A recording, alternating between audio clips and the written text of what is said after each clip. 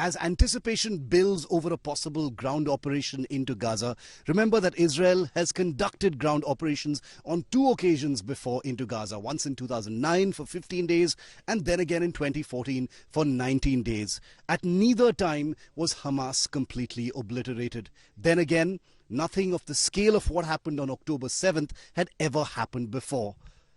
But the obliteration of Hamas means that attacks by Israel will have to go well beyond just Gaza. Take a look at just how big that proposition really is.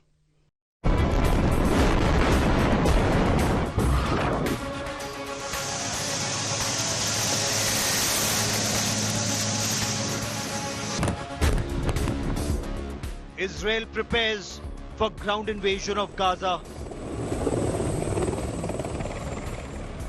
More than 1 million Gazans have fled their homes as the big escalation in the war on Hamas comes close.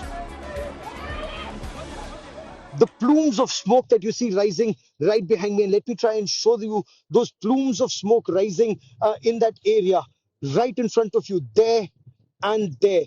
Now, according to the Israeli army, these are strongholds of Hamas that are being targeted. This is where Hamas has leadership, operational bases, logistics centers, and also foxholes or mouth of the tunnel. Now, the mouth of the tunnels are being destroyed.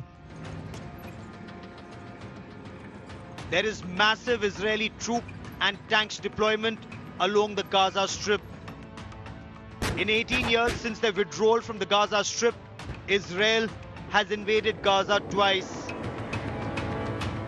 The first time in January 2009, Operation Cast Lead involved a 15 days ground invasion. And then in 2014, Operation Protective Edge lasted 19 days. A third ground invasion in response to the massacre of over 1,400 civilians by Hamas on the 7th of October is imminent. It's likely to be bigger and even more violent than anything in the past. Given Israel's stated stance to finish the Hamas, the operation this time could last much longer.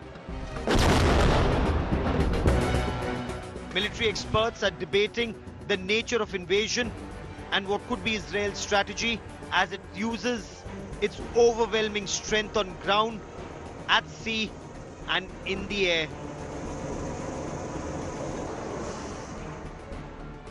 During the 2009 invasion, there was a debate over whether to reoccupy the territory and destroy Hamas.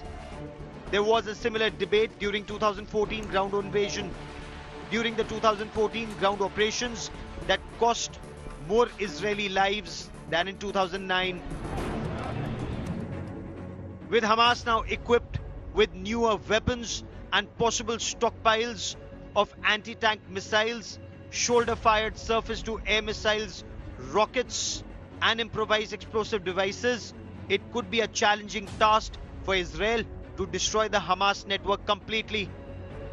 The Israeli armed forces are up against a terror group that has trained for years and is hardened in urban combat and possibly war-gamed such an invasion for years.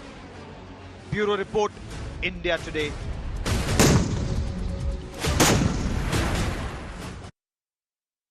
The distant sound of aircraft off in that direction confirms that air power and airstrike operations on the Gaza Strip, like I said, about 1,500 meters behind me, are still very much on. What are these air power strikes actually achieving?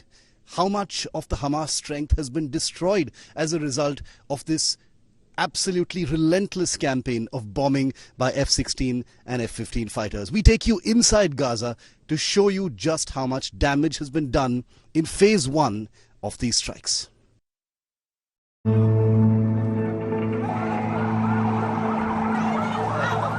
After 20 days of Israeli airstrikes, the skyline of Gaza has not changed. It's still grey, smoky.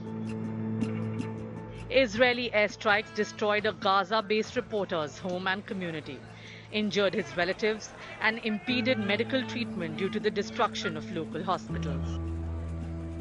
Anas al-Najjar had his house in the southern Gaza Strip city Khan Yunis, which accommodates 17 people of his family members and relatives.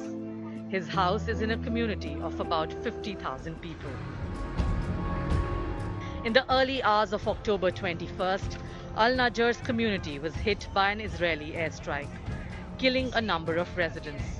His house was almost leveled in ruins, and his grandfather and sister and several other relatives were injured. As the local medical facilities were also destroyed, the injured individuals could get only simple treatment, and the homeless al-Najjars have to seek shelter at their relatives' house. Now I am in my home, which is no longer habitable. Our home was bombed without any warning in advance, and many are killed, including my neighbors. Air attacks like this cost us dearly. The